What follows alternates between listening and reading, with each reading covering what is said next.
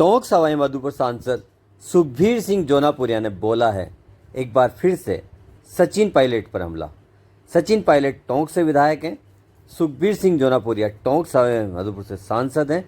ऐसी सूरत में इससे पहले भी सांसद सुखबीर सिंह जोनापुरिया ने कई बार सचिन पायलट की नीयत, अशोक गहलोत और उनके रिश्तों पर सवाल खड़े किए हैं। आज एक बार फिर से दिशा की बैठक के बाद में जोनापुरिया मीडिया से बात करते हैं। उन्होंने कहा कि टोंक नगर परिषद में कई तरह के मामलों में अनियमितता देखी जा रही है, कोई जवाबदेह स्थिति नहीं है। वहीं सचिन पायलट पहले अपनी विधानसभा का ध्यान रखें। विधानसभा में नगर परिषद में जिस तरह से पहले भी एसीबी की कार्रवाई हो चुकी है, उस सूरत में उन्हें इसकी सुध लेनी चाहिए। वहीं सांसद सुखबीर सिंह जोनापुरिया ने अशोक गहलोत सचिन पायलट के रिश्तों पर एक सवाल या निशान खड़े करते हुए कहा है कहीं ऐसा तो नहीं कि दोनों की मिली भगत हो वसुंधरा के मामले में। पायलट क्या चाहते हैं, पहले पायलट को खुद सोचना चाहिए। क्या वो कोई कदम उठाना चाहते हैं तो वो अपना कदम उठाएं, अपनी स्थिति तो स्पष्ट करें कि वो चाहते क्या हैं खुद से। तो इस तरह से इससे पहले सांसद सुखबीर सिंह जोनापुरिया गुर्जर समाज को लेकर पायलट पर एक बड़ा हमला कर चुके थे। उन्होंने कहा था कि गुर्जर समाज के लिए पायलट अपना योगदान बताए कि उन्होंने आखिर समाज के लिए किया क्या है। वहीं आज उन्होंने एक बार फिर से सचिन पायलट पर हमला बोलते हुए कहा कि सचिन पायलट को खुद नहीं पता कि उन्हें चाहिए क्या, उन्हें करना क्या है।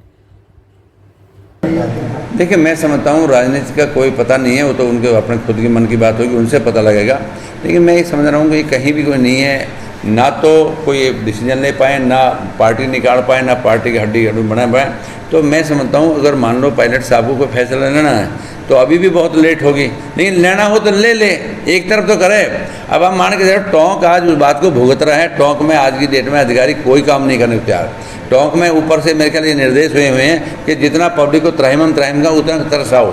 तो आप मान के चलो हम तो बहुत बड़ा उसका सेटबैक भुगत रहे हैं यहाँ पर, जो आप अधिकारी काम नहीं कर रहे। यात्रा का कोई राजनीतिक फायदा होने वाला? मैं समझता हूँ यात्रा का राजनीतिक फायदा नहीं, उनका अपना डिसीजन था। अब उनको क्या उसमें फ़ायदा दिखाई दे, क्या नुकसान दिखाई दे, ये तो जब तक वो अगला स्टेप कोई फैसला नहीं लेंगे तब तक उसका राजनीतिक फायदा नुकसान क्या माने।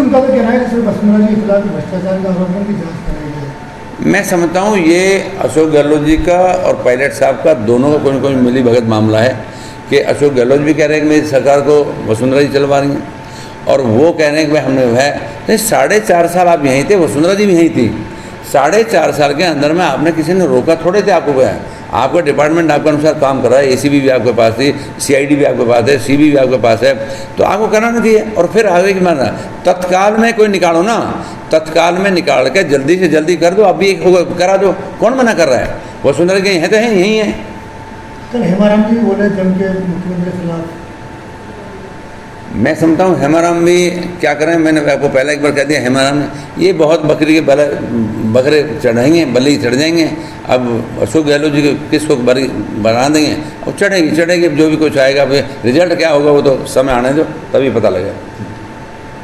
देखिए, मैं समझता हूँ कि एमएलए होने के नाते उसका फर्ज बनता है कि जो चीज़ मेरा नहीं बनता कि मैं एक गली का काम देखूँ। मैं अभी कचरे के वाहन में अभी बताया 8 करोड़ का टेंडर हो गया। अभी मैंने आज एक वीडियो और भी देखा था, एक हमारा कोई माउंटेन भाई बोल रहा था कि भाई मैं अब 8 करोड़ के टेंडर में ताजुब इस बात का है कि आपस में इन्होंने बैठ के यहाँ के चेयरमैन ने और आयुक्त ने दोनों ने बैठ के जिले को, क्योंकि 50 लाख से ऊपर टेंडर अगर जाए तो उसकी ऊपर सेंशन लेनी पड़ती है।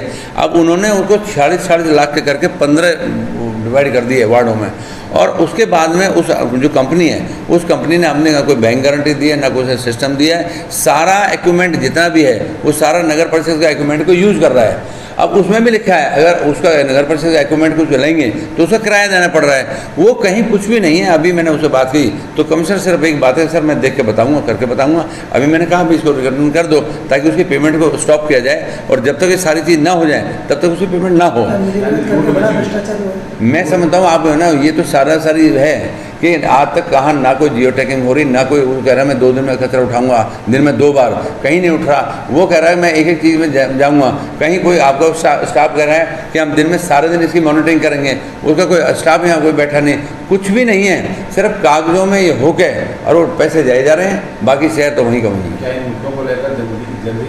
मैं समझता हूँ इन मुद्दों को लेकर आज भी मैंने कह दिया, एडिशनल एसपी भी बैठा है, हमें कोई इनको घेराव करना पड़ेगा।